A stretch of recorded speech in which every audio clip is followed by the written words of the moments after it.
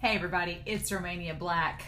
We are on episode 38 of Ace of the Diamond Rolls. Oh my gosh, the last 3 episodes are probably been some of my favorite in the whole series. And I know I've said that like every reaction. I've been like, the show gets better and better. I'm like, these have been some of my favorite episodes. But episode 37 drew tears from me. And if a show draws tears from me, it's really good, because I normally don't get emotional and cry through anime. I say that in the last couple reactions over the last few weeks, it's just like hit that sweet spot. So I don't know what it is, but episode 37 was awesome. It was like these last 3 episodes, 35 through 37, have done such a great job of building up Sawamura as being the pitcher in this game. Like, they built up, everything was going so well. Like, the coach had his coach's approval, he had Chris's approval. Him and Miyuki had that little scuttle towards the beginning, but then everything smoothed out. He was doing really, really well against Raichi and against the other players for Yakushi, and everything seemed to be going okay. And then Raichi just was waiting for that pitch, because that's the pitch he wanted to hit. And it was 3 perfect pitches. And the third one he got. And like the big major 2-run home run, and then getting things really close between the 2 teams. It's like the game had seemed to be going in Sato's favor, and then suddenly in that one moment it was like right back to the beginning. And yeah, Sawamura, that took a major toll on him, and it was really uncomfortable seeing our Sunshine Boy suddenly have like bags under his eyes and shadows and looking completely forlorn. Like, it wasn't good. And the worst part is Sawamura, I've talked with y'all in the comments about this, but Sawamura, him and Furuya, they've handled criticism from their teams in different ways. Like, it's kind of funny because it's the opposite of what you think should happen. Like, Furuya is such like a serious, quiet character that you think that the tough love approach would be good on him. But no, he wants praise. He wants positive reinforcement. And Sawamura, who is our Sunshine Boy, you think that he'd want the positive reinforcement, but he can handle the tough love because he's used to it with his own team in the past in middle school. So the point where they were all trying to apologize and the team was like, it's okay, buck up. It was like, it just hurt because you knew that they were just trying to make him feel better, and Sawamura knew as well. And that comment from Coach Todorki where he's like, kindness is cruel, isn't it? And it's like, ugh.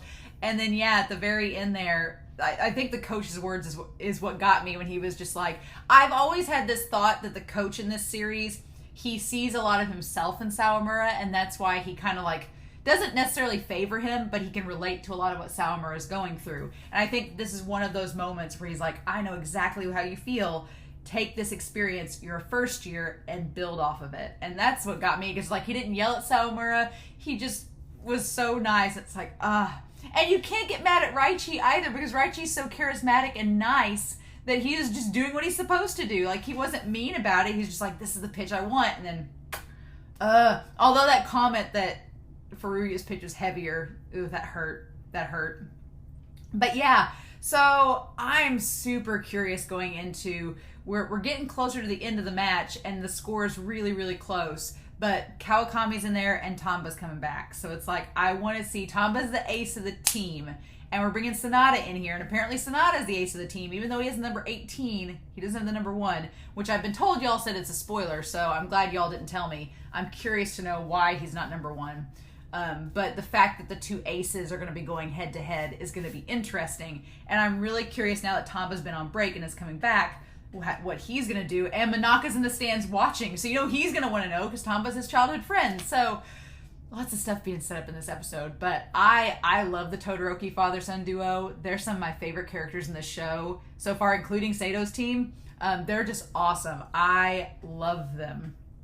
And so I'm really curious. It's going to be sad, because part of me is like, well, Sato has to win, because they have to face Mei's team. Like setting Mei up early on as an antagonist, I'm like, they're going to have to face Mei's team either in like the semifinal or the final, right? So I feel like they're going to win this game. It's just how. And I'm going to be really sad, because I have really come to love Raichi's character, and I want to see more of him. So kind of like Shunshin, I hope that these characters, that the series is so long, and it clearly has to go beyond just the first year, right?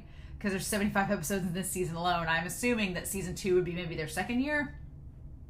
That they have to come back, right? Because Raichi's just a first year, so he could come back next year and face them again. I don't know. But anyway, I've rambled on enough. Let's do this, shall we? We are going to start episode 38 of Ace of the Diamond. I almost said Attack on Diamond. I'm like, that'd be great. We're going to start that here in 3, 2, 1. Let's go.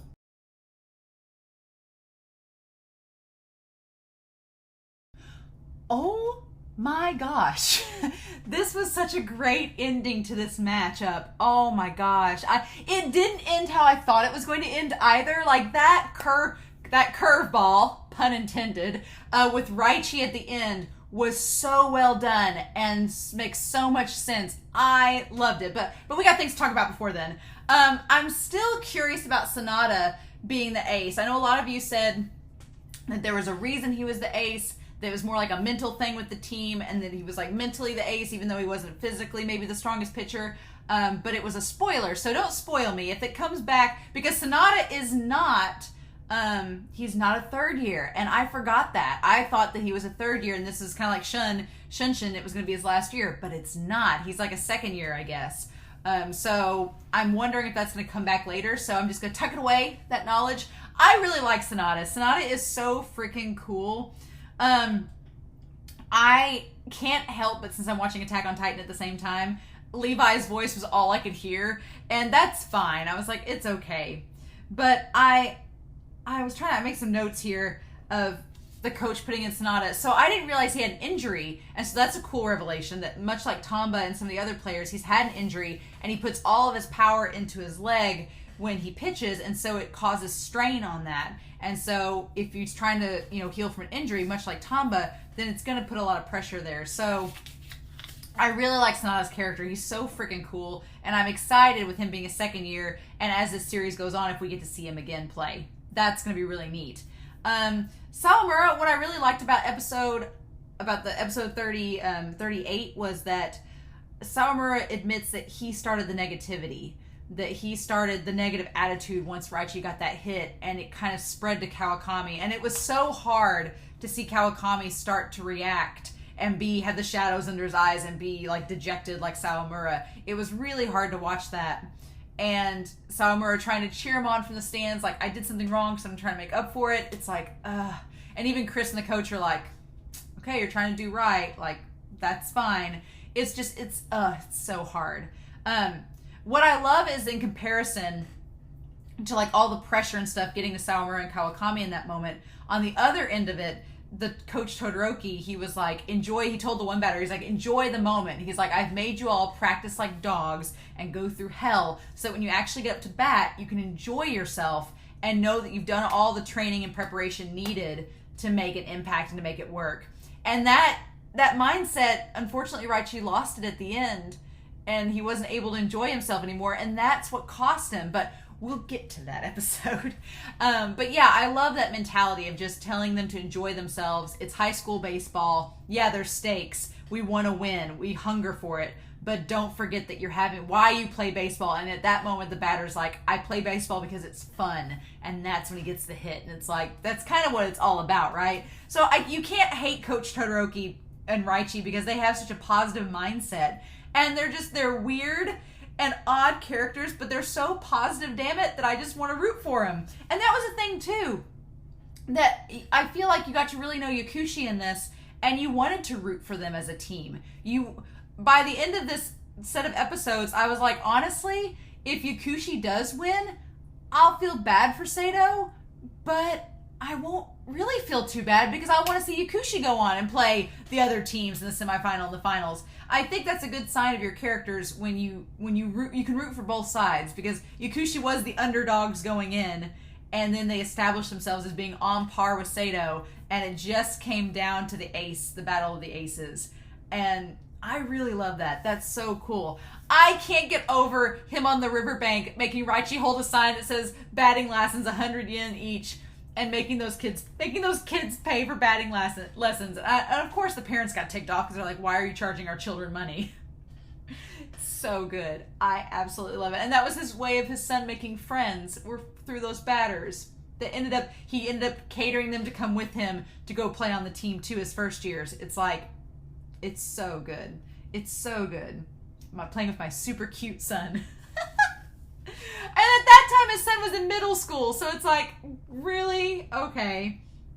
But, yeah, I like that in Tamba and Sanada being our two aces, going head-to-head against each other, and just showing that level of coolness and maturity to them. That's really, really cool. And then I love that at the same time, Coach Kadeoka and Todorki being like, oh, the coach from Sato, he's so cool, he's the best. And I love that Todorki wants a challenge. He wants to face the best teams. And so when he looks at the coach and they have that moment, it's cool because they're both players who are baseball idiots. They love the sport so much and they've played it semi-professionally and professionally. And then here they are coaching the younger generation. It's so cool. I really like it. And there's just something about the passing of the ball, right? The third years when Tamba comes on the field was so good. Like, it's just so heartwarming that you see the third years. Like, they're so happy that Tamba's out there on the field with them, like, for the first time since the tournament started. I felt so bad for Mia-san, because Mia is the third year that's stuck on the sidelines because of Miyuki. And here's the thing. If you watched the episode and noticed, all the third years, they all greet Tamba and they do, like, the rubbing of his head and everything, except Miyuki. Because Miyuki doesn't really get along with Tamba. And he's like, I just need you to work as my pitcher so that we can win this game.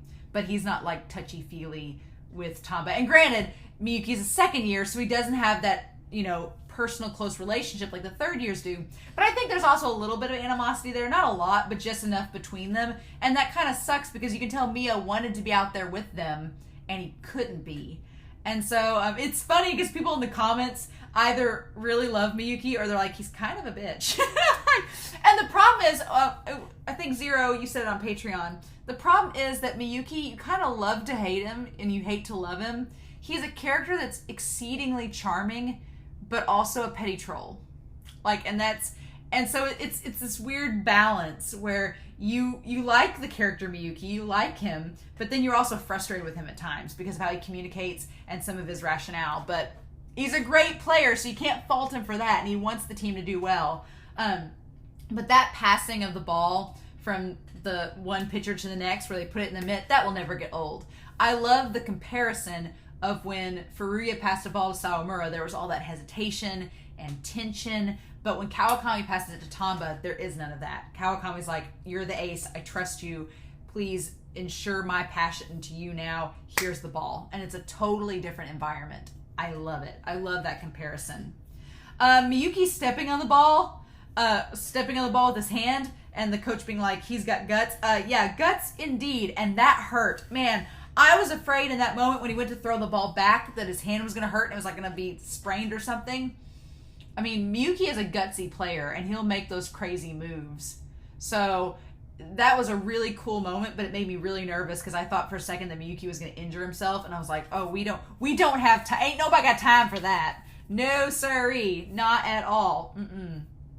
Other things noteworthy, Furuya his fatigue building up, and Chris and the coach kind of talk about that, because honestly, the whole game, Furuya was in the outfield, or he was getting ready, or he was going to bat. He was playing constantly throughout the entire game. He wasn't sitting on the sidelines during any of it. Like Sawamura, I don't think Sawamura was an outfielder or on the field when, well, he was pitching, but when he wasn't pitching, he wasn't on the outfield at the same time. But Furuya was. And I think that is a good point to bring up of how Furuya's stamina is going to affect future games, because the coach didn't seem too happy about it, and he made Furuya sit out after Chris brought it up. So that's pretty important. Also, I like the parallels. I like the parallels that Sanada has with both Sawamura and Furuya. It said that he was like an upgraded version of Sawamura, but then he has the same constitution kind of as Furuya. It's an interesting combo. Monica, calling him Coach Koichiro. I love Monica and the boys from Ichidai Third in these episodes because they're on the sidelines, but they're rooting for Sato, but they also want revenge from Yakushi, so it's really, really cool. But I love that Manaka, like, on first name basis with Tamba because they're childhood friends, and just Tamba was really cool in this set of episodes, or in the two that he was in. I found it interesting that he missed some of the pitches right at first, and Miyuki did not really react like he reacted. Like when Sawamura did the pitch intentionally, that was not what he called. He got really pissed off in the last set of episodes. But here, he didn't really get mad necessarily. But then one, it's Tamba, who's the third year and the ace of the team. So are you really going to yell at him during this game? Two, like the coach said, Tamba is aware that he doesn't have good control right now. He's aware he's not at 100%. But he's got to get to know his own body in a game so that he can make up for it and perform better in future games as well. So maybe that's why, too, I just found it interesting that Miyuki didn't really offer any commentary on the fact that Tamba wasn't getting the pitches right. I thought that was interesting. And then, oh man, at the very end there. So here's what I thought was going to happen. What I thought was going to happen was that it was, because they said Raichi at first was going to come up. They're going to get somebody on base, and then Raichi was going to come up and bat. What I thought was going to happen was one of two things. Either Raichi was going to knock the ball out of the park. He was going to knock the ball out of the park and cause a 2-run homer, just like Sawamura did, and they were only going to be up by 1. But that was going to be a moment for Tamba as the ace to show Sawamura, here's how you handle it. I'm going to pitch and get this third guy out, and the game's going to be over. That was my option 1 that I thought was going to happen. But honestly, we didn't need that moment because we got it half an episode earlier with Kawakami, right?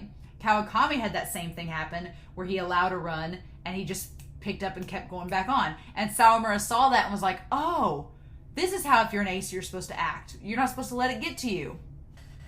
So there's that. So that was the one scenario, but looking back in hindsight, it's good that they didn't go that route because it would have seemed too similar to when Kawakami had that moment and Sawamura learned from it. So I'm kind of glad they didn't do that. And then my other thought was that he was going to pop it up in the air and then somebody was going to get him out. And that was going to be like the end of the match. But I was really hoping that the first happened. But this was so much better. It didn't even dawn on me that Raichi, every time he's been playing, there's not been any pressure. His dad was just like, go out, get a banana when you're done, go out, hit the ball, and we'll be done with the match. Do what you want to do. Enjoy yourself. But now, at the very end, it was 2 outs. If he got out, the game was over, and he had to make a hit so that somebody else could try to get home. So, of course, the pressure's on, right? And Raichi's a first year, so he's not used to this pressure. And I love the concept that he's not used to working with a team. That the idea of working with a team is something foreign to him. He's never done something for a team to help teammates, right? He's always just walked up and batted and that was it. And so Raichi kind of has a moment of growth, but at the cost of that moment, I love that his dad's like, oh my God, my son is thinking. He's like, you just need to be a mindless batter. Don't think about it. But it's too late. Raichi's already thinking. And it's too late. And his dad's like, just enjoy yourself out there. But the pressure was too much for Raichi to handle. And I like that we ended up doing that because, one, we hadn't really touched on that. The idea of the pressure being on a first year at the very end of the game, like this scenario. We hadn't touched on it, for one. But two, it shows Raichi as human. Like Raichi this whole game has been like laughing his head off, acting larger than life. And this is a very humanizing moment for him, where he realizes for the first time that there are stakes and that they could lose and that it's all on his shoulders. That's a lot of pressure. And I love that his teammates don't get mad at him afterwards. They're like, hey, that one guy was like, hey, we're third years. There's no way we could have hit that pitch. So you're fine. I also forgot that Tamba hadn't shown his forkball to anybody. So that was really cool to see them all react to it. That was really neat. And the forkball, I love that the coach Todorki, he was like, damn, he's like, we didn't know that forkball was coming. He's like, they got us into a corner and the game was already over and we just didn't know it. Because it's like whatever ended up happening, he could have used that forkball to get the next guy out and then the game would have, they still been up by 1 and the game would have been over. So it really didn't matter. He was like, it didn't matter how Raichi did. The game was going to be over because they prepared. They brought Tamba out at this specific time, prepared to go to war, and they brought the weapons needed. So it's like, I love at the end, though, that one of my favorite shots is the dad. Of course Coach Todorki is crying. Of course he is. I love that moment where he's just sitting there crying, and he's like, meh. And of course he doesn't want to show any of his face to anybody. And of course Raichi is crying hysterically too. And I love how supportive their team is. They're like, oh man, you guys have got 2 more years left. Like, it's okay. You're going to be fine. And like comforting the coach and his son. It's like, and even when they're all crying, I love the little red under their eyes. Like, it's a nice little detail to include. That was just so, so cute. And then of course, that shot of the baseball field being empty and Ichidai third just sitting there looking out the field. And you can tell they're thinking of like what could have been, what should have been, but you know, you can't deal in future tenses like that now. And I love that they just look out in the field and just have that moment to reminisce about high school baseball. And then the one guy's like, okay, let's go help the team practice tomorrow. And they're like, oh, really? And he's like, yeah, let's go do it. I loved that. And then to top it all off, this last episode, episode 40, ended really, really good. I love Sawamura being a good sportsman and going up to shake Todoroki's hand. Like, I loved that. I loved him going up and shaking Todoroki's hand.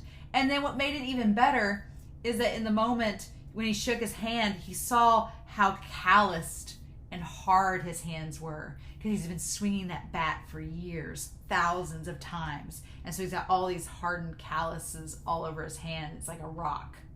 And in that moment, Sawamura realizes, oh, this guy is this good because of how hard he's worked to get there. Like, he's practiced so much to get there. And that's why he is excelling. And I love that Sawamura got to see that because he's like, okay, I kind of know what I have to do now. And it's like, yeah, you know what you got to do. You got to keep practicing, working hard like Raichi. And the scary thing is that, you know, Furuya, Sawamura, Haruichi, and Raichi, they're all first years.